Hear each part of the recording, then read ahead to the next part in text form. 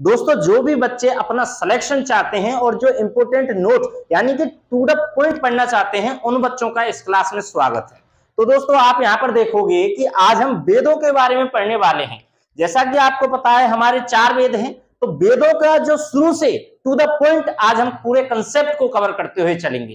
तो दोस्तों जैसा कि आप देख रहे हैं जो वेद हैं उनको क्या माना गया है, सर्व प्राचीन धर्म ग्रंथ, यानी कि हमारे भारत देश के, हमारा जो भारतवर्ष है उसमें जो सबसे पहला जो धर्म ग्रंथ था वो क्या था, आपका वेद कहलाता है। वहीं पर आप देखोगे कि जो वेद है उनको लाया कौन, यानी कि वेदों की रचना की किसने, उनके संकलनकर्ता कौन थे। तो दोस्तों उनके जो संकलनकर्ता थे वो आपके वेद व्यास थे, यानी कि वेद व्यास कौन थे, संकलनकर्ता थे। वहीं पर वेद है क्या, अब बात सामने यह आती है कि वेद है क्या।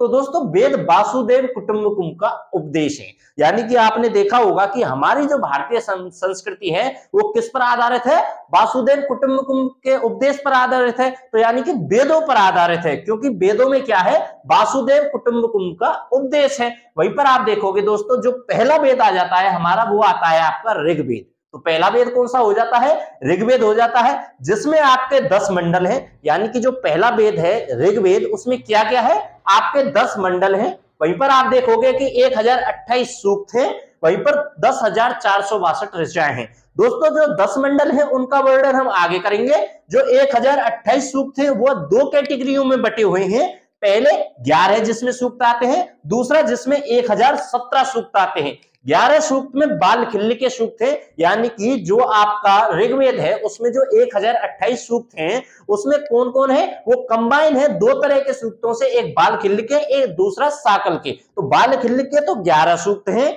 और वहीं पर 1017 हैं साकल के, ठीक है ना, आपको समझ आ गया होगा। वहीं पर आप देखोगे कि ऋग्वेद को जो पढ़ने वाला होता है उसको क्या कहते हैं, होत्र कहते हैं, और जो इसका उपवेद है वो क्या है, आयुर्वेद है। वहीं पर जो इसमें 10,462 जो ऋचाएं हैं मित्र उनको देख लेते हैं। जो 10,462 ऋचाएं, अब 10,462 ऋचाओं का वर्णन तो किया नहीं जा सकता एक छोटी सी क्लास में। तो दोस्तों जहां से प्रश्न बनता है, जो मुख्य यानी कि मोस्ट इंपोर्टेंट जो आपकी ऋचा है, ऋचाओं का मतलब मंत्र होता है मित्रों, जो मंत्र जिसके बारे में, जिनका नाम लिया गया है उनके बारे में मैं आपको बता दिए जा रहा हूं।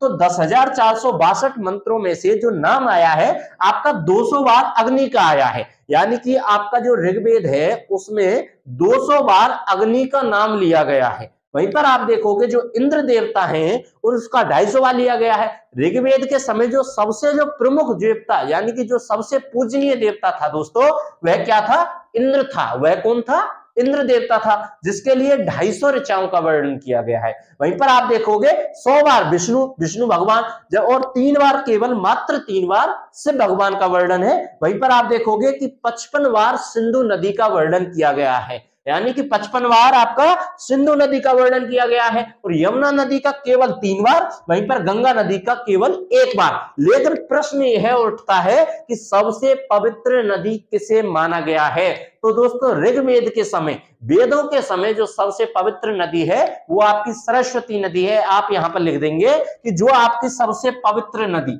यानी कि जो आपकी पवित्र नदी है, पवित्र नदी, तो दोस्तों वह कौन सी है, वो है आपकी सरस्वती नदी। सरस्वती नदी है जो आपकी सबसे पवित्र नदियां हैं। जो सबसे पवित्र जो नदियां हैं उनमें कौन आती है, सरस्वती नदी आती है, ठीक है ना दोस्तों। तो आपको समझ आ गया होगा पूरा ऋग्वेद का वर्णन। अब हम मंडलों पे चलते हैं। ऋग्वेद में जो 10 मंडल हैं उनमें क्या क्या कहा है। तो दोस्तों जो महत्वपूर्ण मंडल है मैं उनको आपको बताए जा रहा हूं। यहां पर आप देखोगे जो तीसरा मंडल है उसमें क्या है, गायत्री मंत्र का वर्णन है, जो वर्णन करता है सूर्य देवता को। जो आपका गायत्री मंत्र है ये किस देवता को समर्पित है, बहुत ज्यादा प्रश्न पूछा जाता है आपके एसएससी के जो एग्जाम है उसमें, कि जो आपका गायत्री मंत्र है वह कौन से मंडल में है, तो तीसरे मंडल में है मित्रों। वहीं पर देखा जाएगा कि जो गायत्री मंत्र है वो किस देवता को समर्पित है, तो वहां पर आप देखोगे कि सूर्य देवता को समर्पित है। और जो गायत्री मंत्र है उसके रचयिता कौन है, उसको बनाया किसने है, तो ऋषि जो विश्वामित्र थे उन्होंने गायत्री मंत्र की रचना की है। वहीं पर आप देखोगे जो चौथा आपका मंडल है वो कृषि के बारे में वर्णन करता है कि कृषि कैसे करनी चाहिए, किस प्रकार की खेती करनी चाहिए। वहीं पर जो सातवां आपका जो मोस्ट इंपोर्टेंट आपका मंडल है उसमें क्या है, दशराज का जो युद्ध हुआ था राजा सुदास और 10 जनों के बीच में। 10 जन क्या है, एक इकाई है एक वंश की, जैसे आपका राज्य एक इकाई है, आपका देश एक इकाई है, उसी प्रकार एक छोटी सी परिवार से बड़ी, ठीक है ना, कुल जन विश्व जन राष्ट्र, ये 5 इकाई थी, उनमें से एक इकाई थी जन। तो 10 जनों को मिलाकर राजा सुदास ने युद्ध किया था, जिसमें राजा सुदास की क्या हुई थी, विजय हुई थी। तो जीते कौन थे, राजा सुदास जीते थे मित्रों। वहीं पर 8वां जो मंडल है आपका वो हस्तलिखित कथाओं का वर्णन करता है, जिनको हम खिल कहते हैं। हस्तलिखित कथाओं को क्या कहा जाता है, खिल कहा जाता है। वहीं पर जो 9वां मंडल है जो कि मोस्ट इंपोर्टेंट है दोस्तों, वह क्या है, सोम देवता को समर्पित है। यानी कि जो सोम देवता है, आपका जो सोमवार आता है ना, वो सोम देवता के ऊपर ही है। तो सोम देवता को समर्पित कौन सा आपका मंडल है, 9वां मंडल है। वहीं पर जो महत्वपूर्ण जो मंडल आता है जिससे प्रश्न बनने की ज्यादातर संभावना रहती है, वह आपका 10वां मंडल, जो कि चतुष्वर्णीय समाज को संबोधित करता है। चतुष्वर्णीय समाज यानी कि इसने समाज को कार्य के आधार पर, कर्म के आधार पर 4 भागों में बांटा है। उसमें पहला आ जाता है आपका ब्राह्मण, क्षत्रिय, वैश्य और शूद्र। ब्राह्मण किनको कहा है, जो शिक्षा प्रदान करने का कार्य करते हैं। मान लीजिए मैं हूं, मैं अगर शिक्षा प्रदान करता हूं तो मैं ब्राह्मण की कैटेगरी में आ गया। वहीं पर मान लीजिए अगर मैं रक्षा का काम कर रहा हूं, मैं आपकी रक्षा का काम में मान लीजिए तलवार, बंदूक या धनुष बाण लेकर आपकी रक्षा कर रहा हूं, तो वहीं पर मुझे क्षत्रिय कहना पड़ेगा आपको। वहीं पर अगर मैं व्यापार कर लिया, यानी कि वहीं पर अगर मैं व्यापार करने लगूं तो मुझको वैश्य माना जाएगा। अगर मैं कहीं पर कोई कार्य करने लगूं, मान लीजिए घर बना रहा हूं, चिनाई कर रहा हूं, तो मुझे क्या कहेंगे, शूद्र कहेंगे। ऐसे भी आप समझ सकते हो।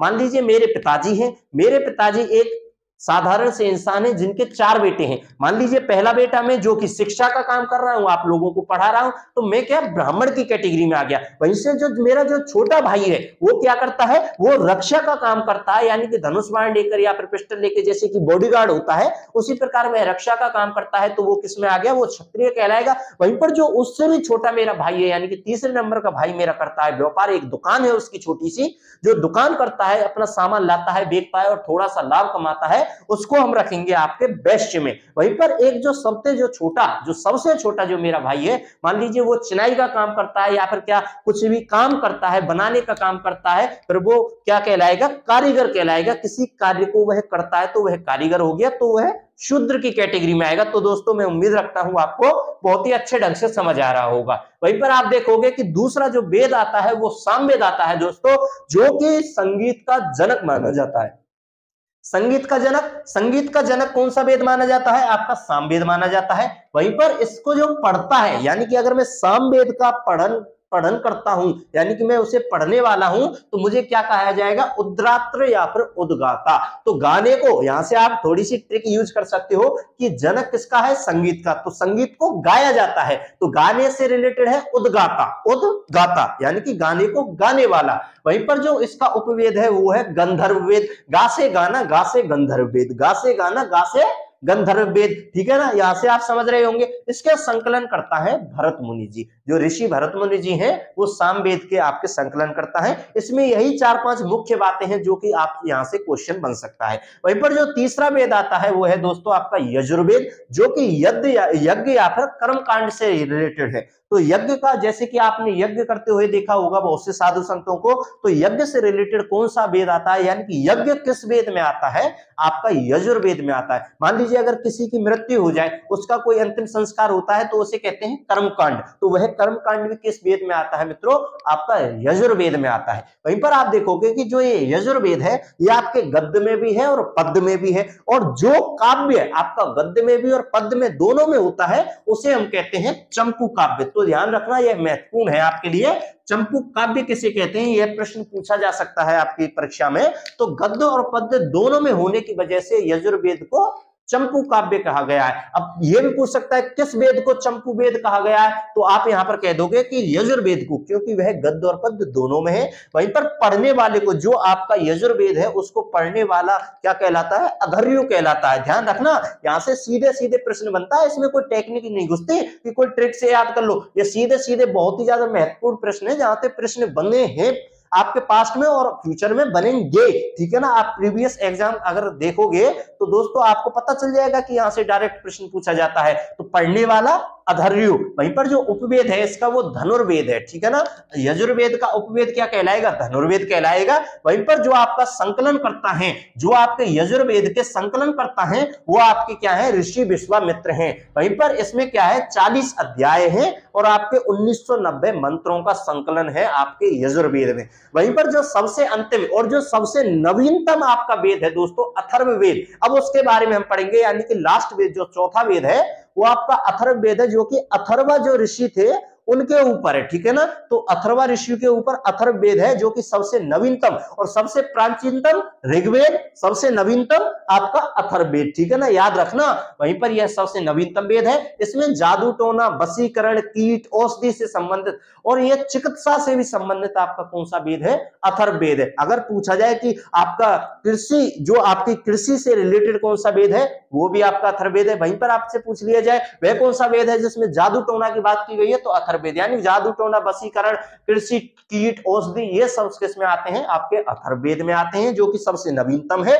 वहीं पर कन्या के जन्म की निंदा करी गई है आपके अथर्ववेद में। वहीं पर आप देखोगे कि इसका जो पढ़ने वाला होता है उसको ब्राह्मण कहते हैं, यहां पर आप समझ रहे हो।